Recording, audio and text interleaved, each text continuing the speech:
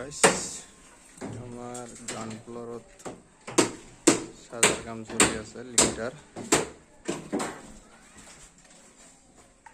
লিংটার plus সাজা একটা লগত ঢালাই হয়ে যাব আমার ওইখানে মশলা বানাই আছে খালি আমার গাঁথনি হয়ে গেল প্লাস আমি তলে 2 ইঞ্চি করে গ্যাপ রাখি দিছি 3 জায়গা আমি ঢালাই মারি দিম কারণ গাঁথনিটো যদি আমি গাছাই গাঁথনি করি যদি জয়েন্টটো একদম বিম লৈকে মারি দিওঁ আমার বহি যাওয়ার চান্স থাকে ওপৰত ফাটি যাব পাৰে কোনোবা দিন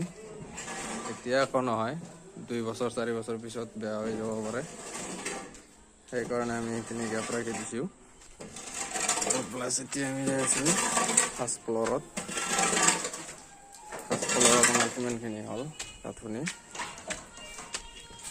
ইটা উঠা কাম চলি আছে ওপৰত চাপাই কৰি দিছে কলে গাঁথনি কাম পুৰা চলি আছে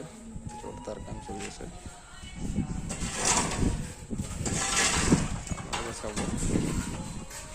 কাম চলি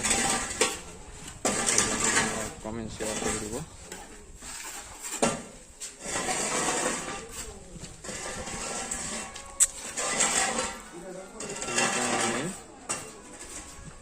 দুই দিন হল